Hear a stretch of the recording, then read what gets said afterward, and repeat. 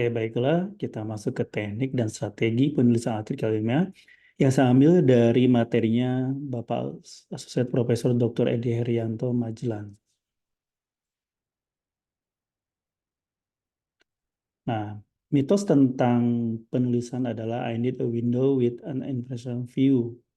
Page to write. I need a complete plot of the paper story before I begin writing. I only write when I am in the mood. Nah, ini jangan sampai terjadi seperti ini. Ini hanya mitos bahwa kita harus dalam keadaan mood baik, kemudian eh, kita harus eh, berpikir bahwa papernya harus lengkap dan sebagainya sebelum memulai penulisan gitu ya.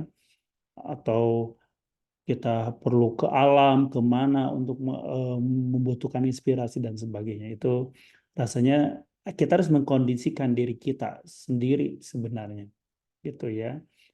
Nah, Stephen King ini juga menulis sepanjang waktu, gitu ya. Nah, jadi sebelum menulis, kita harus ketahui dulu kontribusi penting yang akan disampaikan. Kemudian latest development in the field di mana akan membantu untuk menulis manuskrip yang relevan dengan kajian menarik saat ini gitu. Nah, jadi metode untuk hasil metodenya adalah menulis selama penelitian, introduction discussion-nya bisa menulis setelah kita eh, seleksi jurnal-jurnal target kita. Kemudian untuk title atau abstrak bisa kita tulis terakhir.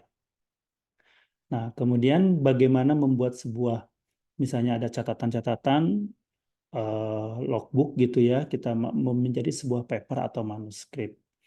Nah, komponen manuskrip itu terdiri dari ada judul, ada penulis, ada abstrak, ada kata kunci, ada pengenalan, ada metodologi, ada hasil, ada pembahasan, ada rujukan, dan knowledgement, misalnya kita dibiayai oleh lembaga tertentu.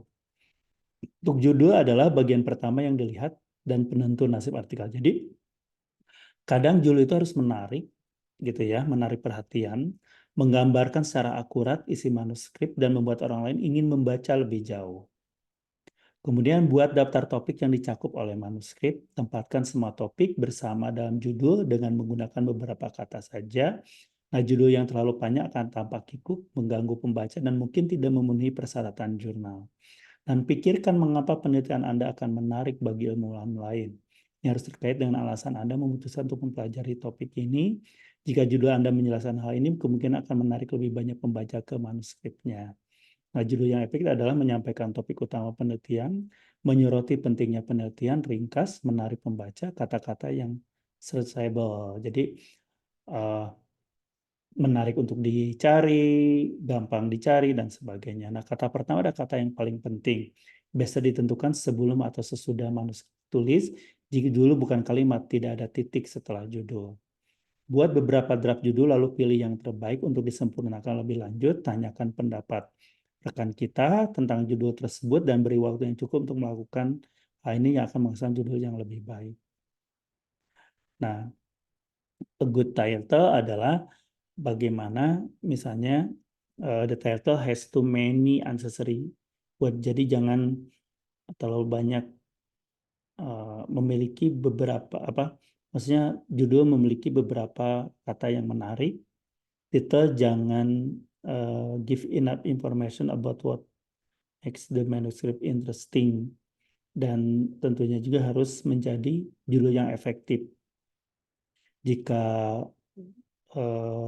pendek harus mudah dipahami gitu, dan ada aspek risetnya. Nah, contohnya ini terlalu panjang ya sebagai judul. Ini betternya seperti ini. Demikian untuk penjelasannya. Terima kasih.